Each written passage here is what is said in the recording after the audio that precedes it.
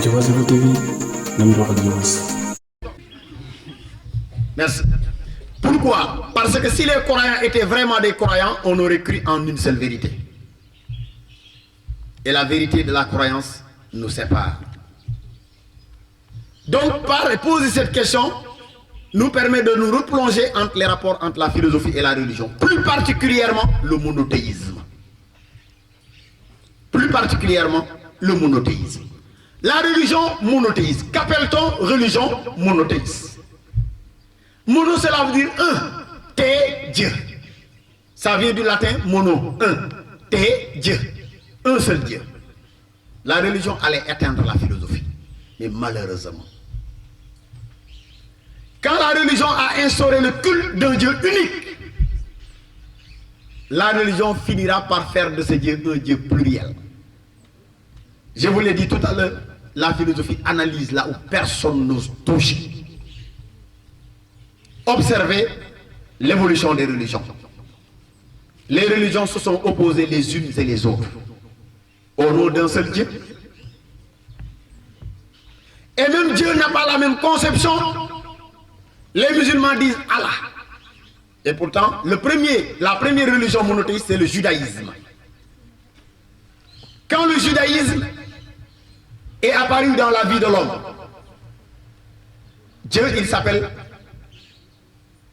Adonai ou Allo ou Jéhovah. Le nom de Dieu change lorsque le christianisme apparaît. On parle de Alléluia ou de Emmanuel. Quand l'islam est venu, le nom de Dieu change et on parle de Allah. Allo, Allah, Alléluia. Al. Mais à la fin, on se sépare. Et la religion, dans ses conceptions, donc n'est plus la religion d'un Dieu unique. Pourquoi? Le judaïsme et le christianisme sont diamétralement opposés pour un Dieu unique. L'islam et le christianisme, dans les réalités, sont diamétralement opposés. Le christianisme n'existerait pas sans la notion de la crucifixion, c'est-à-dire la théorie de la Trinité au nom de Dieu, du Père, du Fils et du Saint-Esprit. On est en train de parler du mono. Excusez-moi, on est en philosophie. Alors les ibadou, les belles-sœurs et les monseigneurs, je vous en prie, attachez un peu le cœur et permettez-nous de philosopher. Donc, dans l'islam, cette théorie est complètement contradictoire à l'islam par la sourate Al-Ikhlas. Qul Allahu ahadu Allahu samad lam yalid wa lam yulad. Mais pourquoi cette sourate est levée? C'est pour répondre à la Trinité. Donc opposition. Et d'ailleurs c'est ce qui a amené la guerre des croisades et du djihad. Durant des siècles, les chrétiens et les musulmans se sont entretués pour contrôler un seul lieu saint qu'on appelle Jérusalem. Et jusqu'à présent, cette guerre n'est pas éteinte. Elle est le problème israélo-palestinien que vous avez en histoire. Un seul lieu de culte pour un seul Dieu est divisé en 3 lieux de culte. Le vendredi, les musulmans veulent prier. Le samedi, les juifs vont vers le mur des lamentations. Et le dimanche, les chrétiens vont à la synagogue ou au temple. De telle sorte que les directions ne sont plus les mêmes, les façons de pratiquer ne sont plus les mêmes, les façons d'adorer ne sont plus les mêmes. Et pour un seul Dieu. Si le philosophe parle ainsi, on dit que le philosophe n'est plus un religieux. Et pourtant, il analyse des faits réels. Quand on le faisait pour le mythe Néhorna, quand on disait que le mythe, les bleus, le philosophe t'a touché. Voilà la philosophie. Elle est une discipline dangereuse parce qu'elle touche là où on n'ose pas toucher, dans le sensible. Si nous adorons un seul Dieu, pourquoi les pratiques sont différentes? On n'a pas la même façon d'adorer Dieu. La mosquée, le vendredi, Demandez aux chrétiens de vous ouvrir l'église le vendredi, vous allez faire là-bas la prière du vendredi. Il y aura des morts. Le dimanche, ouvrez les grandes mosquées pour qu'on vienne faire la messe là-bas. Vous allez voir. Les tchèques toubaï et les gâteaux toubaï et les tchèques les goudouski, quand ils vont se lever, ça ne va pas aller. Deuxièmement, l'exemple le plus simple. Si Thérèse aime Moustapha, Moustapha ça sonne musulman, hein? Thérèse sonne chrétien. Pour ceux qui croient en un seul Dieu, ce mariage n'est pas possible. C'est vrai ou c'est pas vrai? À une seule condition. Que Thérèse laisse Alléluia et vienne dire Allah. Wow.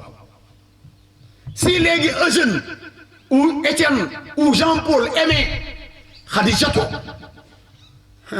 et pourquoi nous aussi ils n'ont pas le droit de dire la même chose que vous? De dire Khadijatou la baille l'islam nous chrétien. Ou astaghfirullah, c'est ce que vous dites. Quel le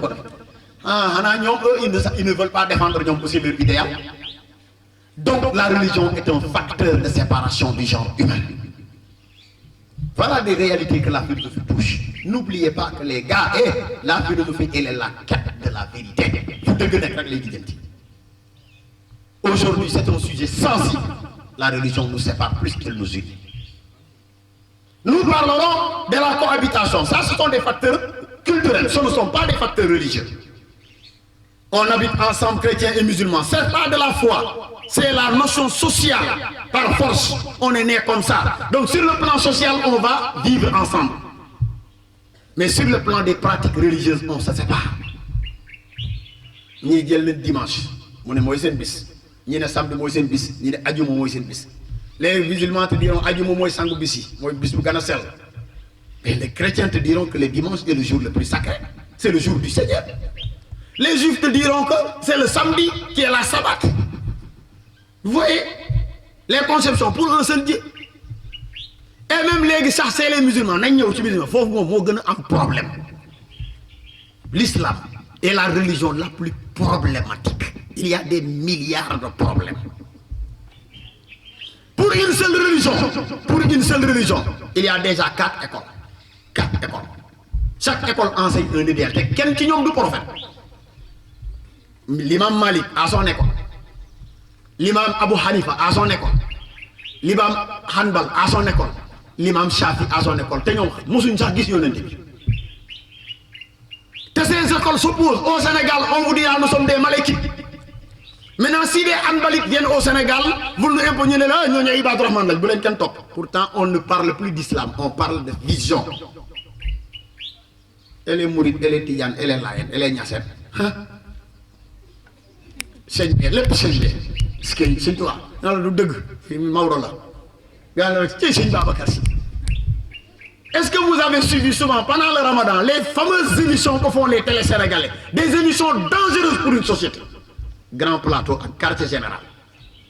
Des fois, on évite un mourir. Nous avons déjà mourir qui a nan tay boy émission bi tay saway tassare na fi salu sama tassare na fi diw tassare fi maintenant les tidiane sen xol di binégal miti le lendemain ñu daldi wo sen TV né invité mbay donde ñew yëkëti mawdo tidiane yi big kontan né tay boy toroxal nañu ko toroxal kon fayu ngeen. La religion est devenue un facteur de concurrence entre nous, c'est dangereux. Lool nak philosophe ñokoy wax motax ñu japp ni philosophe gëm ñu yalla. Effectivement, chez les philosophes, mademoiselle, il y a des athées et il y a des croyants. Les philosophes athées, je vais vous en citer 5 qui sont les plus dangereux ennemis du monothéisme. Le premier, c'est mon ami Nietzsche, Friedrich Nietzsche, le grand ennemi de Dieu. Il a dit tout ce qui se passe sur terre, c'est à cause de lui. Donc une seule chose, mes gars, je vous débarrasse de lui. Laissez-moi le tuer. Les religions ont trop favorisé le monde de l'au-delà, tout en négligeant la vie sur terre. Eh, tu sais que un passeport adjana, adina nga koy amé. Te diiné néna abun adina amul solo, ni ci mëna du deug adina rek am solo. Alakhir amul solo. Ni ci néna pourquoi privilégier un monde dont nous ne sommes pas encore partis et en négligeant la terre, l'homme doit donner valeur à son être et donner valeur à chacun de nous avant de postuler vers un paradis. Naka nga mëna amé adjana te faalé wo ken? ngay tooñ nit ñi di def lu ne ba pare nga naan damay dem ajana nit si nee na du dëgg du am. Restez ici sur terre et faites de cette terre la terre du surhumain. L'homme doit être un surhumain, c'est-à-dire refuser de faire le mal. Ne cherchez pas. Il dit vous avez beau adorer Dieu, cela ne vous sert à rien. Des fois nga dem mosquée ba ngeen génn dal yi yëpp dem man de sama dal dañ ko jël waaye saa samay dal mais qui a pris les dal? Est-ce que c'est Jean-Paul? Non, c'est Moustapha qui était venu prier. En partant, il prend les chaussures des autres, il les emmène. Maintenant, l'autre, il n'a donné aucune valeur à l'autre. Ainsi de suite, ainsi de suite. Karl Marx est le deuxième. Marx a dit, la religion tire valeur chez les découragés de la vie. Gars yi découragés yi ñoo gën a gëm yàlla boo wutee dara amoon ne ca yàlla sauvé ma dimbali ma. Tu penses à lui te gis nga bu la ko joxee tu l'oublies. Deuxièmement, les malades de l'hôpital, allez à l'hôpital, vous allez voir. Tout le monde croit en Dieu. Parce qu'on est à 2 doigts de la mort.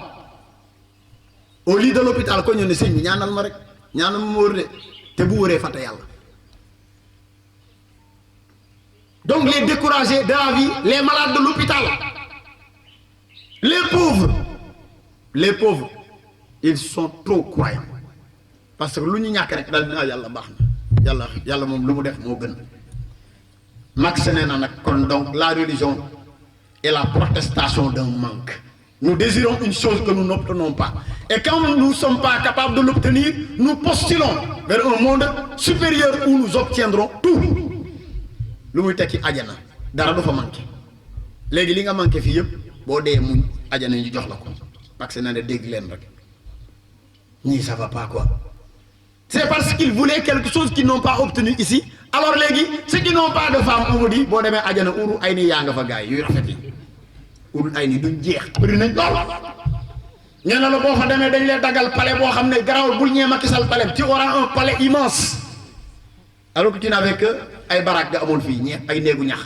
Ñena la muñal sa néegu ñax yi. Bo demee yalla ay palais la koy defal fa. Donc le désir d'un manque, et ce manque-là, on veut l'assouvir en postulant vers un monde. Voilà pourquoi Marx a dit la religion c'est l'opium du peuple. Opium, moi, drogue. Regardez la religion, quand une situation se passe, selon Karl Marx, bon venez, quand il y a deuil, les gens crient de gauche. Alors on dit aujourd'hui, telle personne est morte, elle est jeune, elle est très, elle était prometteuse, elle avait beaucoup de choses à la société, elle est morte. Il y a non, lu tax kii dee gars yi di yuux gauche droite imam bi egsi na assalaamu aleykum wa rahmatullah. Mbokk yi delluwaat leen seen xel ci yàlla xam leen ni yàlla joxe yàllaay xañe kon jooy yi baaxul lii ngeen di def lii du yoon boo leen di jooy dañuy taataan seen longoñ tàngal ko sotti ko ci seen néew ndax bëgg ngeen astafurlah déet imam bëgguñu ko de kon nag ne leen ceel ñaanal leen ko moo gën ngeen di jooy. On les a drogués gars ni ceel une seule parole les a drogués delluwaat leen seen xel ci yàlla ñëpp na et tu vois immédiatement les femmes se taire. Je vous renvoie à une si longue lettre de Mariama Ba. Lorsque Modou Fall est mort, le jour des funérailles, les femmes commençaient, on a oublié Modou Fall, on ne parlait que du lard. Lard bi neex na, le son était semblable à un nuage compact, tellement d'affaires.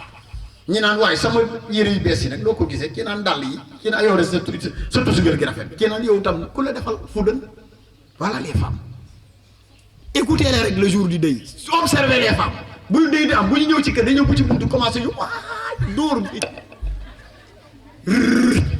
léegi donne les 5 minutes nga dem fekk la seen ruux on oublie le mort c'est fini on commence à vendre à commercer di waxtaan di lijjanti pare nañ fàtte nañ ko dee ci pareil aux hommes donc ce qui fait que la religion de ce côté trouvera des philosophes qu'on appelle les philosophes athées.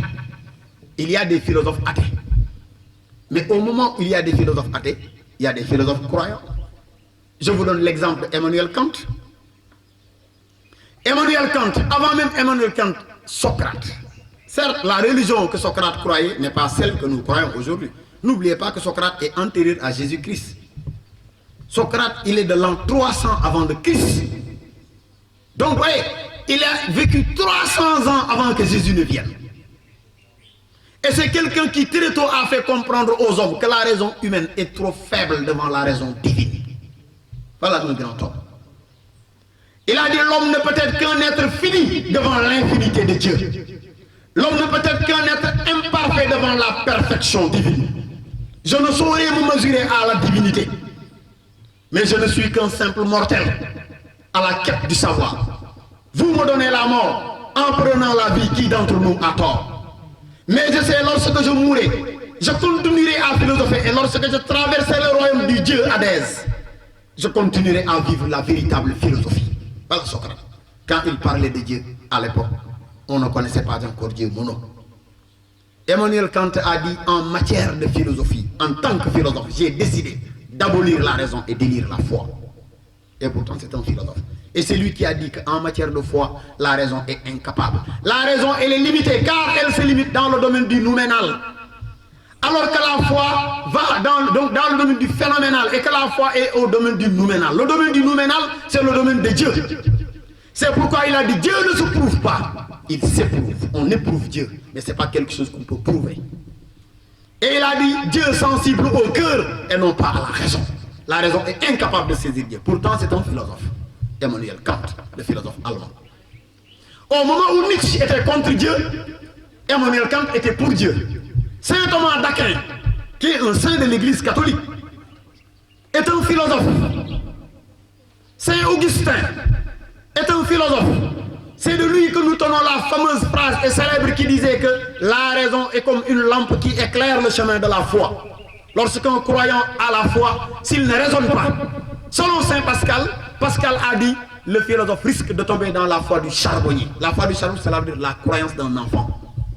Il faut raisonner d'abord. Donc, et là, c'était Descartes, vous le connaissez, le père du doute cartésien. Mais Descartes a arrêté de douter. Il a dit, je douterai jusqu'à ce que je rencontre quelque chose qui résiste à mon doute. Donc le doute s'arrête. On l'a demandé, qu'est-ce qui a résisté à ton doute? Il a dit l'évidence. Et qui est l'évidence? Il dit, c'est Dieu. C'est la seule évidence. Lorsque mon doute s'est confronté au rempart de la divinité, je n'ai pas pu m'empêcher d'arrêter de douter. Je me suis rendu compte que j'ai affronté donc l'évidence. Et face à l'évidence, mon logos devient incapable. Et l'incapacité de mon logos me permet de comprendre que la recherche philosophique en tant que Descartes n'est rien d'autre que le point de départ de l'âme. Et l'âme aboutit tout le temps vers la divinité. On recherche le point de départ de la recherche philosophique, c'est l'âme. Et l'âme s'immortalise, selon Descartes, lorsqu'elle s'oriente vers la divinité. Nous sommes immortels. Nit du dé. L'homme est immortel, c'est ce que nous a dit Descartes. Ce qui meurt chez l'homme, c'est le corps. Et le corps meurt à partir d'une défaillance. Mais l'homme est un être éternel, l'homme ne meurt jamais. Mais qu'est-ce que l'homme selon Descartes? Il a dit que l'homme est une âme. Voilà pourquoi il a dit, dans le cogito, j'existe. Cogito, ergo, sum. Et Descartes nous dira que l'homme est un être immortel parce que l'âme voyage. Et quand l'âme quitte le corps perd et reste dans le bas et l'âme s'élève.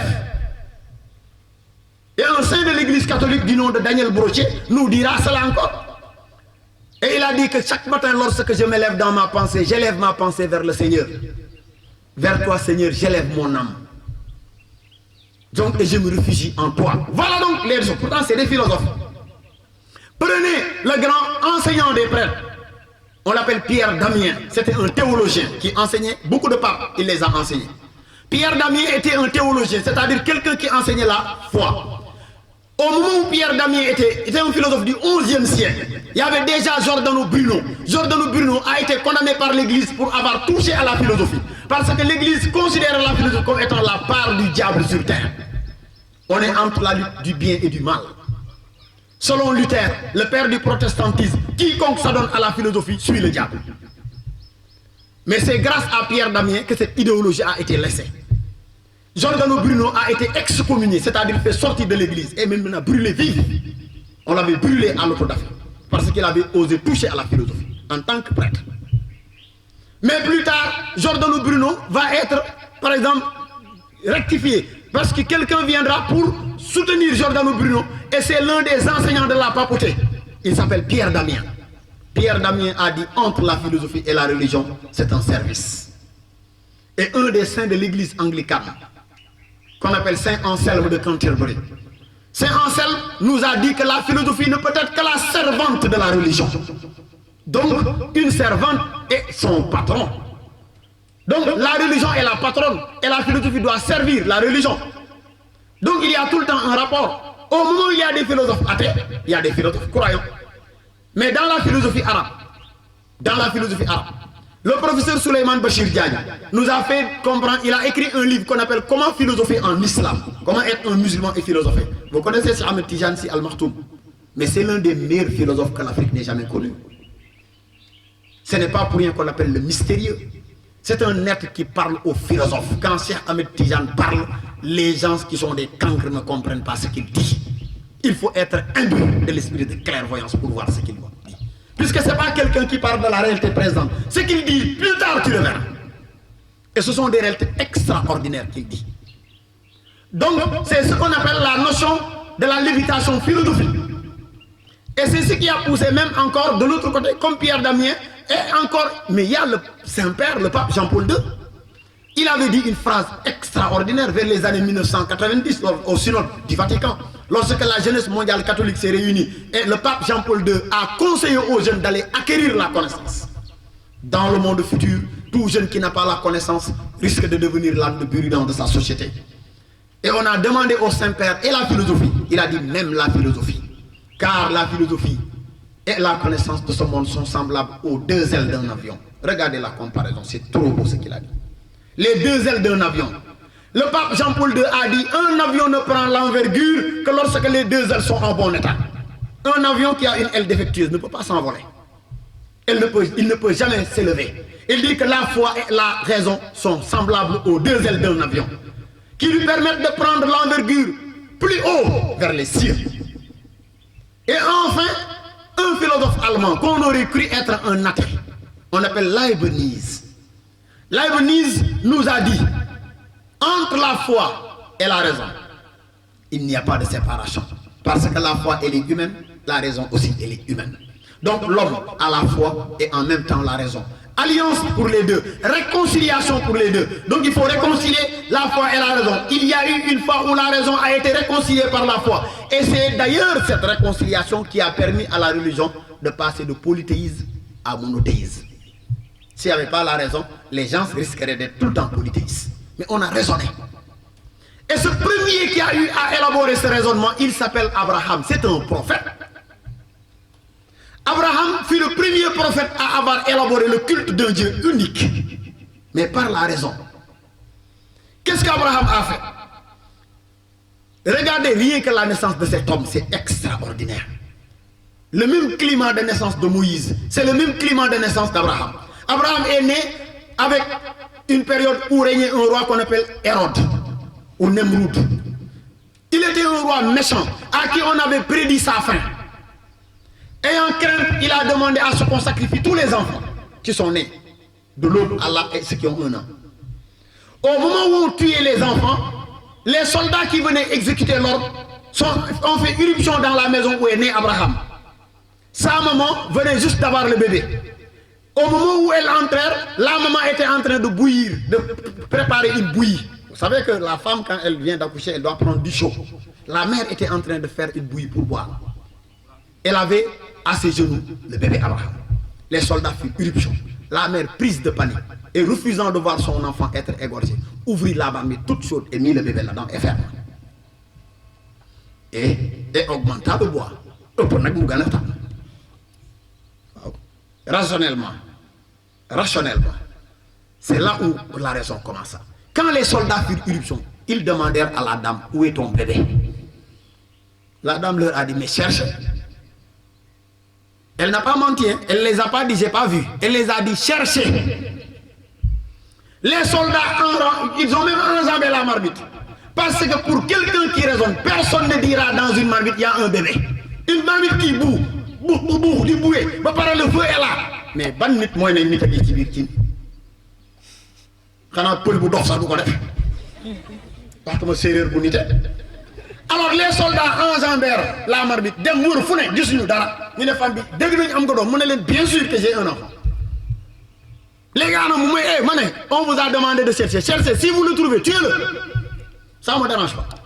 Quand les soldats partirent, après avoir donc vainement cherché, la dame ouvrit la marmite, croyant que son bébé est amolli comme l'os. Mais le mystère, il trouva bébé en train de jongler avec les morceaux de viande.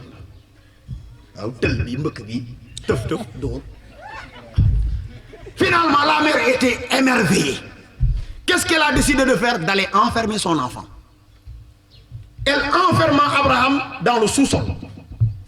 Chaque fois qu'elle devrait allaiter, elle descendait, allaitait son enfant et remontait. Abraham est resté dans le sous-sol 16 ans. 16 ans sans voir la lumière. À sa 16e année, Abraham vit à l'orifice de sa fenêtre le faisceau lumineux qui entrait. Il regarda, c'est le soleil. Et il a dit, voilà mon Dieu. Et il commença à adorer le soleil. Au lever, le soleil tourna de l'autre côté. Abraham ne vit plus le soleil. Il a dit, mon Dieu a disparu. Qu'est-ce qui se passe? Au moment où le soleil se couchait, encore à l'orifice, il aperçut le croissant lunaire. Abraham commença à adorer la lune. Et la lune disparut. Et il vit l'étoile polaire. Et l'étoile polaire disparut. Qu'est-ce qu'il a dit? Mon Dieu, mon cœur te cherche. Si tu ne me guides pas, je vais me perdre dans les méandres de l'obscurité, de l'idolâtrie. Puisque son père était un fabricant d'idoles. Il sculptait les idoles. Et le premier jour qu'Abraham a expérimenté sa raison, il sortit dehors. Vit les gens s'accroupir devant des idoles, adorer les idoles. Abraham s'est mis à se moquer d'eux. Et son père le demanda d'aller vendre les idoles. Arrivé au marché, Abraham traînait les idoles dans la boue. Quand quelqu'un veut acheter, il voit que les idoles sont tachées de boue, il n'achète pas. Il revient à la maison et dit à son père, les gars n'ont pas voulu acheter les idoles. Hein. Son père l'a dit, mais parce que tu les as traînés dans la boue. Il a dit, non papa, mais il faut raisonner avec papa. Comment se fait-il que tu tailles un Dieu, après tu t'accroupis devant lui dans Koyala Maïma? C'est toi qui l'as fabriqué. Et là, Abraham commence à raisonner. Et le premier acte de raisonnement qu'il va faire, vous savez que dans la tradition de l'époque, les gens allaient jusqu'au mont Sinaï, monter, se faisaient rouler en bas, arriver en bas, chacun va vers son Dieu, nan ko yalla roulade bi ya ko mom dengue poussière bi ma takki pour yow la yalla yow rek lay jamm. Alors Abraham a trouvé ça absurde. Il attendit que tout le monde monte. Il y avait les dieux en bas, il prit une hache. Il brisa la tête de toutes les idoles. Quand les gens sautèrent de la montagne, descendirent, arrivèrent en bas, ils se sont rendus compte que les idoles étaient étêtées. On a enlevé les têtes. Alors chacun se demande, mais qui a fait ça? Qui a fait ça? Ah, quand Abraham faisait ça, il y avait un gosse à côté, il l'observait. Il l'a vu. Le gosse est venu dire au roi, si vous me donnez quelque chose, tangal, nana le kokoref, dis na ko. Le roi l'a dit, ah c'est sûr. Il a dit c'est lui, Abraham, c'est lui. Ils ont dit, ah oui, quand les gens sont montés, moi je ne l'ai pas vu en haut. Comme c'est toi, Abraham, viens ici. Et on l'a mené, on l'a dit maintenant, pourquoi tu as cassé la tête de nos idoles? Il leur a dit, est-ce que vous m'avez vu? Ils leur ont dit non, non. Il a dit, pourquoi vous m'accusez? Avec quoi d'ailleurs on peut briser la tête d'une idole? On a dit avec une hache bien sûr. Abraham, après avoir fini de briser la tête, il prit la hache et le confia au plus grand de tous les dieux. Il lui laissa la tête quoi. Un seul Dieu, le Dieu du roi, c'est lui qui avait la hache. Il mit la hache sur le Dieu du roi. Alors on a dit, ah voilà, c'est le Dieu du roi qui a la hache. Abraham a dit, demandez-le. Il faut aller le demander donc, c'est lui. Le roi l'a dit, mais Abraham, comment on peut parler à une statue? Il a dit, ah bon, et maintenant tu demandes à la statue. Tu ne peux pas parler à la statue et tu demandes à la statue. En tout cas, c'est elle qui a la hache et pas moi. Dans le Coran, Dieu dit, Alam tara khajala ala Ibrahim, fabu'utul lezina kafara. Je vais vous dire comment Abraham, par l'utilisation de la raison, a démoli les idoles. Et il a instauré pour la première fois le culte du Dieu unique, faisant de lui l'unique ami de Dieu. Abraham, Ibrahim, Al-Khalilullah. Donc et pourtant, il a été imbu de l'esprit de clairvoyance. Dans la philosophie arabe, il y a deux philosophes arabes que Mohammed aimait, sallallahu alayhi wa sallam. L'un s'appelait Averroès, l'autre s'appelait Avicenne. Ibn Nouch et Ibn Kindi. C'est le vrai nom. Mais les Occidentaux les appelaient Averroès et Avicenne. Avicenne et Averroès étaient des philosophes. Du temps du prophète, le prophète aimait tout le temps leur compagnie. Un jour, le prophète, il parlait avec le prophète. Il leur a dit, mais Dieu, il est trop philosophe. Le prophète était étonné, quoi. Il dit, qu'entendez-vous par falsafia? Il leur a dit, parce que Dieu, quelque part, il parle avec trois dimensions dans le Coran. Quand Dieu parle, il dit, Ya ayul nas. Ya ayul nas, c'est la foule, c'est tout le monde. Les peuples, les cons, les intelligents, tout le monde là-dedans, les sérieux, etc. Parce que les peuples font partie des cons, etc. Donc Dieu il parle à tous ces gens-là. Il dit Ya ayyuhan nas, vous les hommes, rappelez-vous de ce que j'ai fait pour vous. Iskuru ni'matallah alaykum. Je vous ai fait donc parmi la multitude des créatures, je vous ai choisi. Donc vous devrez me remercier, vous les hommes. Tu aurais été un bélier. Et d'ici 2 ou 3 semaines, vous verrez les béliers. C'est très difficile. Vous voyez donc ce qui se passe durant la Tabaski. C'est très, très, très méchant. Égorgé. Imaginez-vous si on était à leur place. Maintenant, c'est nous qui faisons cela. Mais nous ne devons pas dire Dieu merci. Donc, premièrement, Averroès dit au prophète, et quand Dieu dit une deuxième dimension, il laisse, il dit Ya ayyuhal lazina amanu, vous qui croyez. Donc, il laisse tous les hommes. Il choisit une catégorie d'hommes. Ce n'est plus tous les hommes. Quand Dieu dit Sepinakon, il dit Ya ayyuhal lazina amanu, vous qui croyez. Donc, vous les hommes qui croyez. Et parmi les hommes qui croyaient, Dieu laisse encore, il choisit une 3e catégorie. Et Averroès a dit à Mohamed, c'est cette catégorie dont je fais partie. Il dit Ya ayyuhal lazina amanu wa an yaqulul albab. Ceux qui ont l'esprit de clairvoyance, c'est-à-dire ceux qui croient et cherchent à discerner le bien et le mal. Cherchent à discerner ce qui est permis et ce qui n'est pas permis. Donc, c'est ce qui nous permet donc de passer tout simplement à la notion donc, de philosophie et religion. Donc, d'une part, mademoiselle, comme tu l'as dit, c'est une excellente question. Les philosophes n'admettent jamais Dieu. Mais quand, lorsqu'on tombe dans ce qu'on appelle la philosophie athée, il y a des philosophes, il y a 2 catégories de philosophes. Il y a les philosophes athées, il y a les philosophes croyants. Les philosophes athées, vous avez à la tête de ces philosophes le grand chef Friedrich Nietzsche. On les appelle les philosophes du soupçon. Ce sont les accusateurs de Dieu. Et Nietzsche a dit que demain je m'attends jusqu'à ce qu'il m'appelle. Il m'entendra.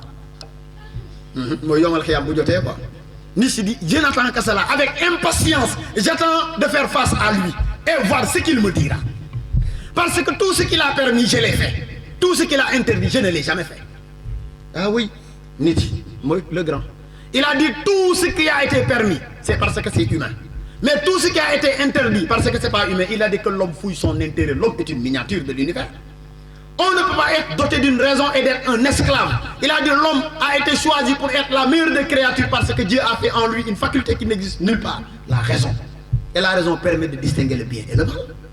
Nietzsche a dit, dès lors où j'ai la capacité de distinguer le bien et le mal, je n'ai pas besoin de faire le mal. Je choisis le bien. Si vous allez dans le christianisme, ce qu'on appelle la théodicée, c'est-à-dire le jugement de Dieu. Dieu est indemne, il est innocent. Parce qu'il vous a donné la raison. Quand vous faites le mal, vous le savez très bien que vous avez fait le mal. Ce n'est pas la peine qu'on vous le dise. Donc, j'adore ce qu'ils font eux. C'est pourquoi là-bas, dans le christianisme, quand tu te rends compte que tu as fait le mal, durant toute la semaine, tu t'assois, mon père, j'ai fait ceci et cela. C'est ça, ton tribunal quotidien. C'est extra, c'est très beau. Donc il faut faire votre tribunal chaque jour, du lundi au dimanche à Swata. Lundi, prends ta liste et ton crayon ou ton bic. Tu écris bon, mauvais, bien, mal, bien 1, mal 50. Diobass TV, nañ doxal Diobass.